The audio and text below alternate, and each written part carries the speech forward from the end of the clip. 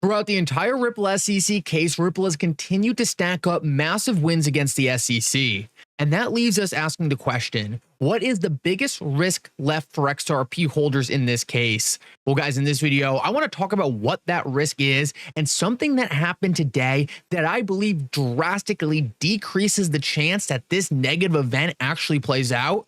In this video, we're going to talk about that, as well as some very exciting bullish announcements that are once again going under the radar in terms of XRP being used as a next generation financial asset in the system we're heading into. Guys, this is extremely exciting and is really going to show you that the largest institutions on earth have their eyes on XRP and understand that it is going to be massively beneficial in the financial system we're heading into.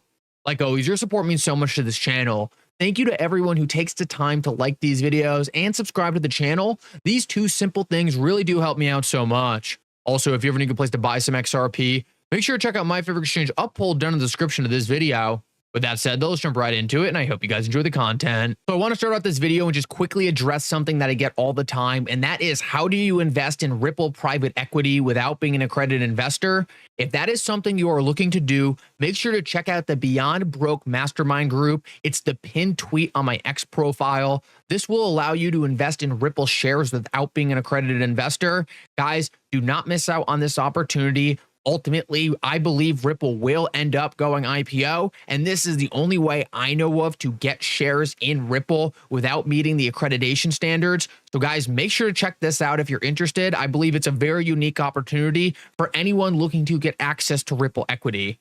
I want to move on, though, and talk about something extremely exciting, and that is an absolute capitulation by the SEC happening right now in court.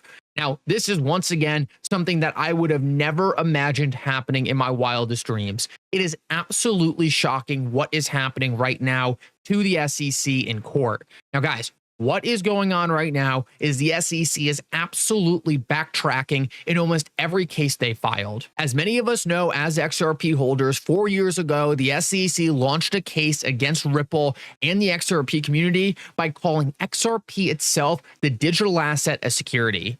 Now, at the time, there was a lot of speculation that the SEC was going to win this case simply because it was the SEC, and whatever the SEC says goes.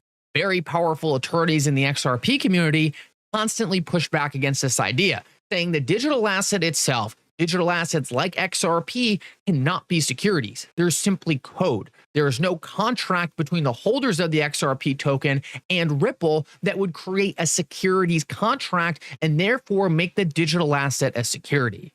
This is something that was hotly debated, but ultimately Judge Torres, the judge in the Ripple SEC case, came out and blatantly said that XRP itself, the digital token, is not a security.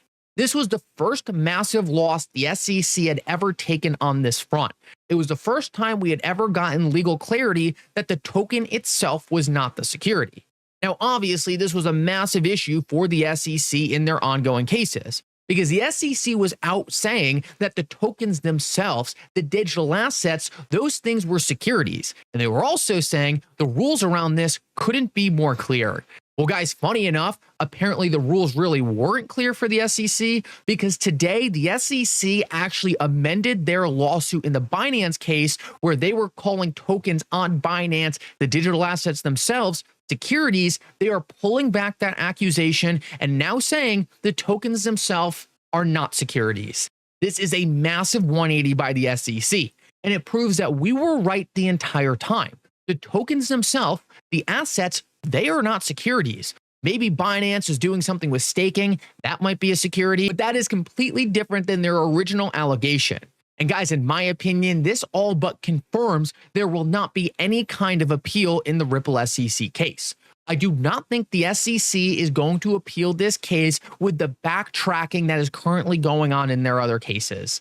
The main reason the SEC really sued Ripple when it's all said and done was to say that XRP itself was a security. And not only did Judge Torres make it clear that XRP wasn't a security, but now the SEC understands how bad that loss really was, to a degree where they are amending their current arguments against other cryptocurrency companies, completely taking this entire idea, this entire theory off the table.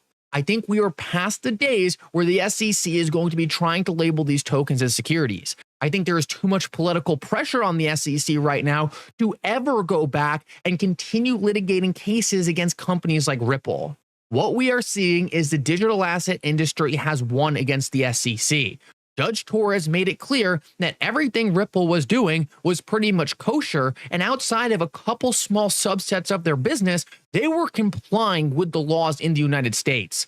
This is a massive win. It's a huge 180 by the SEC and a massive win for XRP holders, as I think it all but confirms we have won this case. The anti-crypto army is dead and gone, and we are about to watch a massive pivot in the United States to bring this industry under the regulation it needs to fully prosper and dominate the next generation financial system.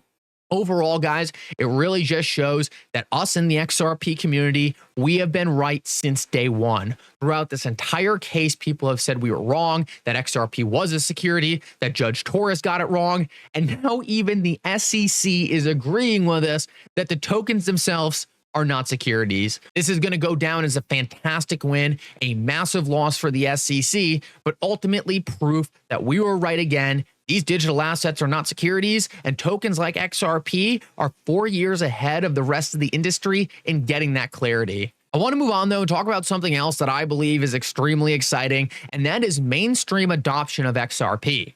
Now, guys, a lot of people have a really hard time seeing this. A lot of people need financial institutions to tell them to their face, hey, we are looking to use XRP. We are going to adopt XRP. We are going to use it to transform our payment processes. That's what most people need to hear. But us in the XRP community, we're a little different, right? We have found a lot of documents that led us to believe, hey, there is a reason they are talking about this stuff. There is a reason Ripple was meeting with the Federal Reserve in 2013. There is a reason why the IMF, the BIS, have been inviting Ripple to their conferences for over 8 years now. And that's because they see the power of these digital assets. They want to work with Ripple in the early stages. So ultimately, when they're ready to roll out these next generation financial products, they already have the building and the testing done in the background. Now, a lot of the cryptocurrency community just ignores this stuff. They need to see the BIS or the IMF say, today we used XRP. Now, I would argue that's not how you invest, right? You want to invest before that catalyst happens, and therefore you can benefit from the price appreciation as the masses run in. Either way, though, what we are continuing to see is documents proving XRP is 100% on the radar of these major institutions. Earlier today, we actually found out that the Parliament of Russia has approved cryptocurrencies to be used for cross-border payments. Now, you're probably thinking, okay, that's great, but how does that relate to XRP? Guys, what we saw back in 2018 was Russia was specifically testing XRP for cross-border payments. Now, that was 2018. Did plans go away? Did that disappear? Did they forget about XRP? Absolutely not. What we have right here is a document from this month, 2024, of once again them testing cross-currency transactions using the digital asset XRP. Guys, in my eyes, this is 100% confirmation that Ripple is on the radar of the largest financial institutions out there. They were working with the Fed in 2013. They were working on the Faster Payment Task Force. They were working with the Bank of China. They're working on tokenization strategies for CBDCs in Brazil and India. And here we see Russia is literally releasing reports name-dropping XRP and Ripple. I don't know what some people need to see. Is it guaranteed that they are going to use it? Absolutely not. We need to see what they adopt. But just the fact that this is on their radar, that it is being considered a serious opportunity for building this next generation system, should show you how perfectly XRP is positioned in order to really show you that XRP is positioned perfectly when we see institutions flip over to the digital system. We have heard BlackRock say, we have heard Fidelity say that these cryptocurrency platforms are going to be the next rails. It's not going to be private solutions. It's not going to be legacy rails. Cryptocurrency platforms, the protocols you and I own, are the next generation system. And what we continue to see is the XRP ledger specifically show up in institutional documents related to cryptocurrency platforms in the next generation financial system. The other thing I wanted to show you is just further confirmation that this isn't just a one-off. Right here, we see SWIFT specifically name dropped next to Ripple, saying that Ripple could be integrated into Swift processes in order to add next generation features to the Swift system. This is the key to everything Ripple and XRP are. It's not disrupting these large institutions. It's not kicking these large institutions to the side. It is offering new rails for them to interoperate with them. Swift is just a messaging platform. Their messaging platform can be built on the XRP ledger. It can be built on Ripple. What Ripple is really disrupting is the outdated legacy infrastructure that underpins these other financial ecosystems. Swift is a financial ecosystem. It's really not that much tech. So Ripple can work with Swift to build a new system that underpins it, allowing for features that Swift could never accommodate. Things like instant liquidity, things like DeFi, things like instant payments. All of these things are absolutely necessary in the system we're heading into. And Ripple is literally coming out and saying, hey, we don't want to replace you. We just want to give you new tools you don't already have. This is why I believe Ripple keeps showing up in these documents, because these institutions are understanding in the digital era we are heading into, they need to adapt. They need to have these processes, and they don't have the engineers to do it themselves. They need to adopt systems being offered to them. That's how they work. They're not going to build their own cybersecurity. They're not going to build their own cloud infrastructure, and they're certainly not going to build their own instant payment platform. That is where Ripple comes in, and that is why we continue to see Ripple and XRP name drop next to all these big institutions.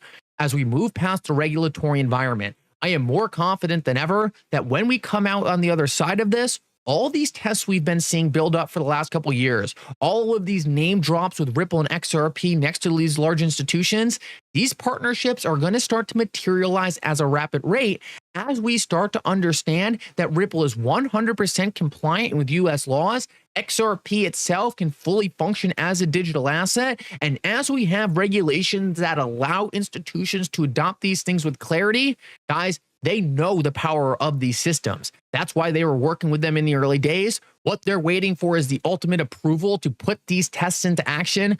I believe we're a lot closer to that than many people think. Like always, guys, thank you so much for watching. If you enjoyed this, make sure to like and subscribe. And for now, Mickle out.